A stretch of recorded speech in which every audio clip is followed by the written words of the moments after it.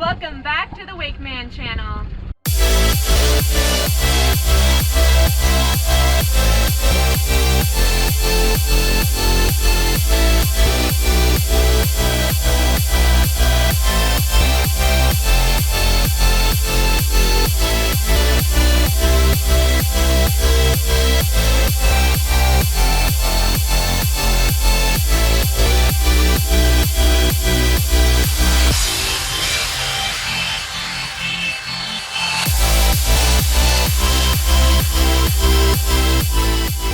If you haven't entered the surfboard giveaway yet, make sure to get over that video and get yourself entered. I'll put a link right above me, I'll put a link in the description below, and I'll put a link at the end of this video. I'm getting pretty excited as I'm very close to 1,000 subscribers.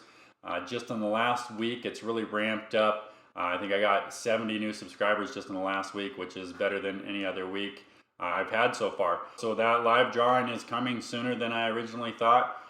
Probably will be in the next month or so. All right, so I'm happy to be into my 2020 season now. I was able to get back out to the lake again this last weekend, and I was happy to find out that the water temp was up by another 10 degrees, which is huge because I was pretty freezing cold on my first trip out, which is pretty normal. But now it's starting to get to where I can last out on the water almost as long as I want to ride. I am still struggling with my hands being a little cold. Once the water temp gets into the 60s, I can stop wearing the gloves and I can generally stay in the water a lot longer. My hands don't start getting numb while I'm riding. And basically it's just not so hard to hold on to the handle. And I can start kind of getting into things and start getting all my tricks back. Which I usually like to get my tricks back as soon as I can, usually within the first month or two. So before I jump into the riding clips, I just want to share with you a short clip here and provide some tips for you serious wakeboarders out there who want to progress your riding. One of the things that I do every time I go out is before I get in the water, I get everything filled up, everything to my likings, you know, the wedge, all that. And then I actually have my wife or my driver drive the boat while I look at the wake, and then I adjust ballast to make sure that both sides are clean. And one of the things that I do is once I feel like it's good, I will actually step on one side and check out that wake, and then I'll step to the other side and check out that wake to simulate myself being out on my wakeboard on that side of the wake, because that does add weight to that side of the boat when you're out there on the rope. This is how you can keep both sides clean. Generally there's only gonna be one side clean when you're on that side, but you want it to clean up as you go to each side.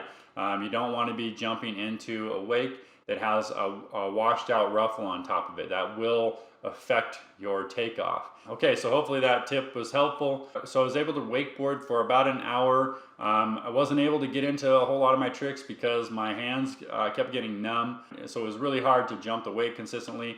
And just every year when I start out, when you take a 6-month break from wakeboarding, it just feels like you've got all your bad habits back. So really just working on breaking those bad habits. So don't have too much impressive riding there, but I was able to nail a few tricks.